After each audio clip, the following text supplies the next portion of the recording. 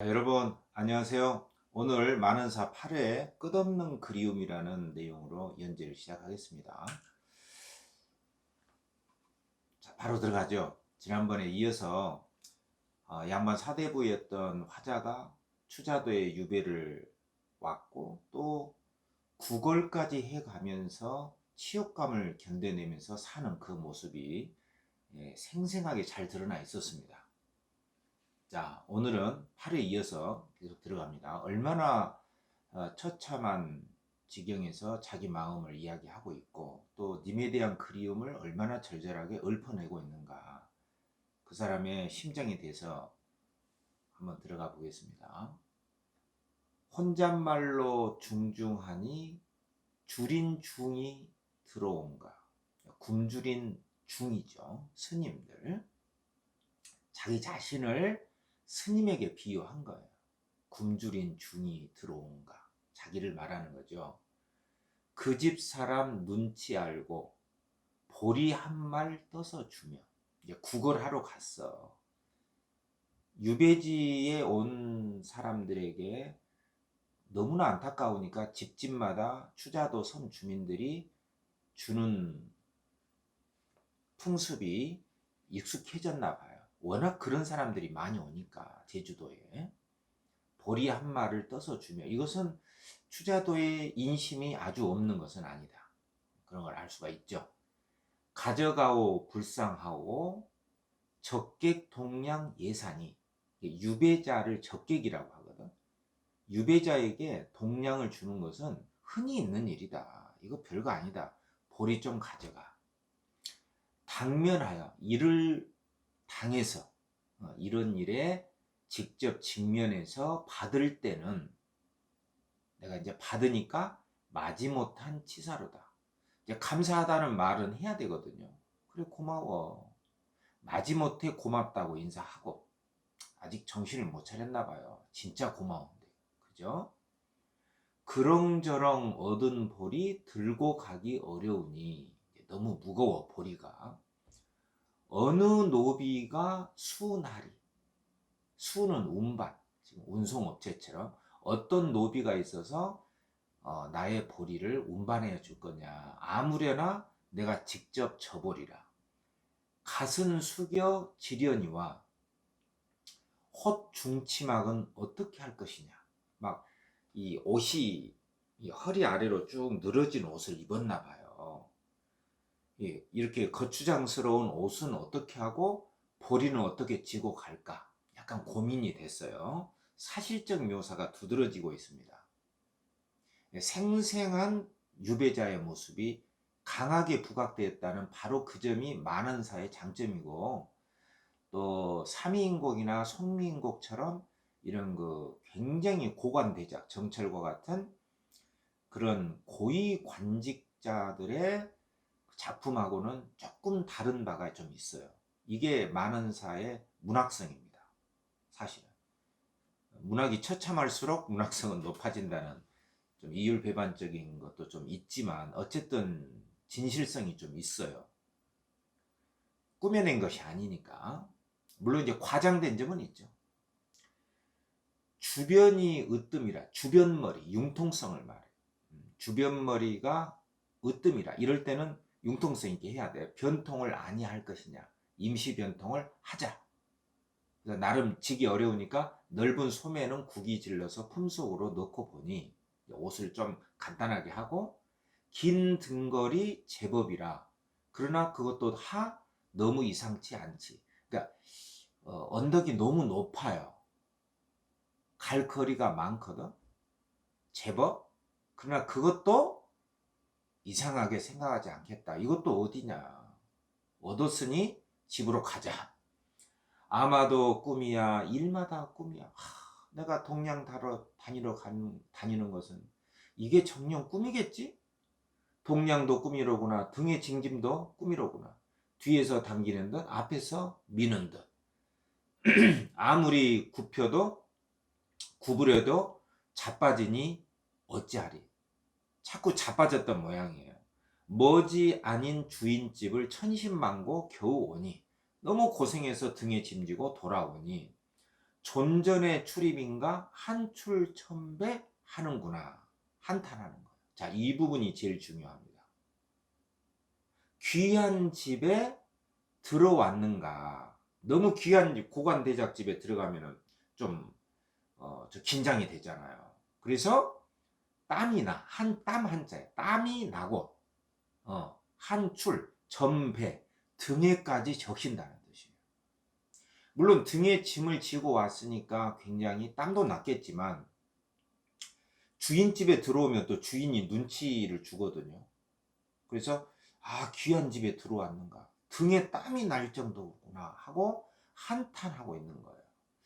약간 그 주인집을 귀한 집이다라고 하면서 진짜 귀한 집일 수는 없는데 귀한 집일 수밖에 없는 이런 현상에 대해서 스스로 한탄하고 있는 화자의 심정이 느껴지십니까? 화자의 심정이 어떤 것일까를 잘 들여다보는 게 공감력을 키우는 것이기도 하거든요. 이 점이 시험에 출제가 돼요. 요런 부분. 자, 집에 들어왔어. 저 주인 거동보소 코웃음 비웃으며 이제 비웃죠. 양반도 할 일 없구나. 어쩔 수 없다. 동량도 하시 없고 귀빈도 속절없네. 등에 짐도 지시 없고. 비아냥거리는 거죠. 야, 너 양반 맞냐? 너 또 어쩔 수 없네. 동량했냐? 귀빈도 속절없네. 등에 짐 지었구나. 밥산 노릇 하오시니 저녁밥 많이 먹소. 요게 주인이 한 말이야. 너 밥값 했으니 저녁밥 먹어. 비웃는 주인의 모습이 생생하게 드러나 있어요. 설마 이것도 꾸며내진 않았을 거예요. 귀양살이했던 유배자들이 어떤 대접을 받아야만 했던가. 정말 그 정철이나 정말 그 당시의 권력자가 아니면은 이런 처지에 놓였을 것이다. 정약용도 이런 시를 지었어요. 정말 가난해서 옷이 막 뻥뻥 뚫리고. 이게 사실적인 것은 맞는 것 같아요. 너의 웃음 듣기 싫고 많은 밥도 먹기 싫다. 이게 화자의 마음이죠. 상대방한테 굴욕을 받으면서 밥을 먹어야 할 때 심정은 예나 지금이나 똑같지 않을까요? 예, 귀비는 바로 주인이 화자를 깔보는 것이에요. 예? 그리고 아까 존전이라는 것은 화자가 주인집을 약간 비아냥거리는 말이고요. 존전 이런 거 나올 수 있어요. 귀빈. 주인이 깔보는 거야. 귀빈은. 동량도 한 번이지 빌긴들 항상 할 것인가. 한탄이 하는 거죠. 내가 언제까지 구걸하러 다닐까. 한 번 했지만 평생의 처음이여 다시 못할 일이로구나. 차라리 구물질정 이 노릇은 못하겠다. 구걸 한 번 하고 오니까 뭐 성취감이 있다기보다는 너무 힘든 줄 안 거죠. 이제 무슨 일을 하잔 말인가 신삼기나 하자 하고 집한단 추려다가 신날부터 꼬아보니 이제 구걸은 너무 창피하고 못할 것 같고 실제 노동을 해보자. 이제 신발을 한번 만들어 보자. 종이로 된 노끈입니다. 종이로 어떻게 끈을 만들었나 봐요. 종이로 노끈도 만들 줄 모르거든 새끼 꼬기를 어떻게 할 것이냐 서리법이죠. 나는 못한다. 해본 적이 없죠. 다만 한 발 다 못고와 손가락이 부르트니 이제 뭔가 이제 노끈을 꼬려고 이렇게 하다 보니까 손가락이 좀 아프겠죠. 할 일 없어 어쩔 수 없어서 내어놓고 긴 3대를 벗겨내서 너무 힘드니까 할 일 없이는 어쩔 수 없어서 이거 시험에 잘 나옵니다. 이제 그만두고 내어놓고는 이제 노끈으로 신발 삼는 것은 못하겠다. 이제 집어치우고 3대 삼나무 줄기를 벗겨서 자리노를 배와 꼬니 예, 자리 깔 자리를 삼나무 줄기를 벗겨서 자리 깔 자리를 만들려고 꼬아보니 꼬아보니 천수만하는 1000개나 되는 근심 숫자입니다. 근심수. 그리고 한스러움은 슬프를 한자거든. 너무나 많은 근심, 인의 마음, 붙일 때 전혀 없어. 어디에 내 마음을 의탁할 때도 없고 노꼬기에 내 마음을 붙였다. 노를 꼬면서 3대로 깎아서 노를 꼬면서 거기에 내 마음을 담았다. 거기에 내 마음을 붙였다. 이제 국어하기는 한계를 느끼고 실제 노동 체험으로 들어가고 있는 화자의 모습을 쓴 부분입니다. 오케이? 자, 날이 가고 밤이 새니 어느 시절 되었는고. 이제 계절감을 느낍니다. 오동이 떨어지고 오동나무에 오동잎이 떨어지고 낙엽잎자 금풍이 바람이 쓸쓸하게 부니. 금풍은 금으로 된 바람인데 가을 바람을 좋게 표현한 거예요. 쓸쓸하게 부니. 계절감이 나와 있죠. 예, 하목은 나란히 날고, 예, 들오리입니다. 오리. 오리들이 가볍게 날아다니고, 추천은 하나의 빛깔인데, 가을 색깔로 온 세상에 하나의 빛깔이야. 황국, 누런 국화 단풍이 마치 금수장이 되었다. 비유법입니다. 그러니까 금수는 비단금, 비단으로 수놓은 장막이 됐다. 그러니까 단풍이 전체로 싹 물들었기 때문에 비단으로 장막을 쳐놓은 것 같다. 비단으로 술을 놓았다. 비단으로 술을 놓은 것과 같다. 이게 단풍입니다. 단풍. 비유법이에요. 실제로 비단으로 술을 놓은 건 아니고요. 누런색 단풍이 마치 술을 놓은 것처럼 비유법이 아름다운 가을입니다. 예, 들오리들은 막 날아다니고 만산초목이 잎잎마다 추성 가을 소리라. 새벽에 설이 내리는 날에 외기력이 슬피우니. 계절감입니다. 설이 계절감. 가을에 내리죠. 봄에도 내리지만 여기서는 가을이야. 외로운 나그네 고객이, 예, 소비자가 아닙니다. 외로운 나그네가 먼저 이 가을 소리를 듣고 임생각이 새롭다. 나를 구해줄 사람은 오로지 님. 오로지 님. 보고지고 님의 얼굴 보고지고 AABA 율격이 느껴지죠. 가네 나는 가네. 살을 잃었다 청산에 살을 잃었다. 아바입니다. 아바. AABA 율격이 느껴지죠. 날개도 친 학이 되어 날아가서 님을 보고 싶다. 만리장성 구름 되어 떠나가서 님을 보고 싶다. 낙낙장성 바람 되어 바람처럼 불어가서 님을 보고 싶다. 그러니까 되고 싶은 거, 학, 구름, 바람, 되고 싶은 거, 여기에 화자의 마음이 투영이 돼 있어요. 변신, 분신, 멋멋해요, 이걸 외우세요. 학, 구름, 바람 이런 것들은 바로 화자의 마음을 불어넣은 대상이다. 내가 되고 싶은 것이니까요. 님에게 가고 싶다는 것이죠. 오동추야 달이 되어 비추거나 보고 싶다. 달 되고 싶다. 이 달도 화자의 마음이 투영이 된 거예요. 달 속에 마음이 들어가 있죠. 분벽사창에 새우되어. 새우는 가랑비입니다. 뿌려서나 님을 보고 싶다. 분벽사창은 님이 계신 곳이에요. 예, 분으로 가득 받은 여성의 창인데 여기서 님은 물론 남성 임금이죠. 임금의 방을 아름답게 표현한 거예요. 님의 방. 아름다운 나의 님의 방을 가랑비가 되어서 뿌려서 님을 보고 싶다. 오로지 님만이 나를 구해줄 수 있으니까요. 절박하죠. 그래서 오늘 주제를 끝없는 그리움이라고 한 겁니다. 추월 춘풍, 가을, 봄 몇몇 해를 주야 분리 떨어지지 않았다. 밤낮으로 떨어지지 않았다가 님과 떨어져 본 적이 없죠. 전신만수, 이제 몸을 변하여 이렇게 만개나 된 근심. 이제 내가 변해서 이렇게 추자도에 떨어져서 너무 많은 근심, 멀다 하되, 이 근심을 가지고 너무 멀다 하되 소식조차 끊어졌으니 돈절하니 철석간장 아니거든 그리움을 견딜 소냐.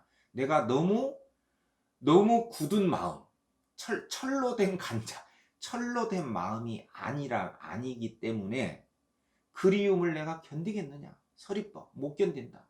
어와 영탄 못 견디겠다. 님을 그리워 못 견디겠다. 용문검 태하검의 아주 유명한 검입니다. 비수검을 손에 들고 청산리 벽계수, 청산 속에 아주 깨끗한 물을 이 칼로 힘까지 베어도, 이 칼로 물을 힘으로 베어도 물은 끊어지지 않죠. 한데 이어 흐르나니 끊어도 끊어지지 않는 물처럼 물 베는 칼도 없고 나의 님을 사랑하는 이 정을 베는 칼도 없네. 님에 대한 그리움은 끊을 수가 없구나. 이런 뜻입니다. 오케이. 물 끊기도 어려우니 이내 마음 끊기는 어이하리. 이런 구절은 여러분들 많이 좀 써먹으세요. 여러분들 여친 남친한테 좀 문자 보낼 때 그리워 이렇게만 해도 그립지만 칼로 물을 끊기도 어려우니 내 마음 끊기 어렵구나. 너에게로 향하는 나의 마음. 용문지적 갑이 없고 볼 수가 없다. 용문지적은 용의 흔적인데 귀한 사람의 흔적을 볼 수가 없고 님의 모습이죠. 님의 모습. 옥정지수 흐리오며, 옥정지수는 귀한 물. 흐리오며, 흐리며 상전이 벽해되고, 그러니까 볼 수가 없다. 귀한 사람의 흔적은 볼 수가 없고, 그 귀한 물은 흐려졌고, 상전이 벽해되고, 그러니까 뽕밭이 바다가 되고 바다가 벽해가 상전이 되나. 엄청난 세월의 흐름. 님 그린 마음은 변할 길이 있을서냐. 오래돼도 님에 대한 마음은 변할 수 없다. 내 일이 그리운지를 아우시나 모르시나. 님이 아시나 모르시나. 내가 아니 잊었거든 님이 설마 잊었겠느냐. 설마 님이 나를 잊지는 않았겠지. 풍운이 흩어져도 모도일 때, 모여질 때가 있었으니, 이제 기대감입니다. 흩어져도 모일 때가 있으니 엄상이 차다한들, 설입니다. 엄한 설이가 아무리 차다한들 우로가 아니오랴. 아무리 설이가 차도 그것은 단순히 뭐다? 비와 이슬에 불과하다. 비와 이슬 아니겠는가? 그러니까 아무리 험난해도 그것은 결국 비와 이슬이고 언젠가 증발이 될 거야. 이런 기대감을 포기하지 않고 있는 겁니다. 울음으로 떠난 웃음을, 떠난 님을 웃음 웃어 만나고저. 이게 주제예요. 만원사의 주제는요, 포기하지 않는 그리움입니다. 이리저리 생각하니 가슴속에 불이 난다. 그리움의 불이죠.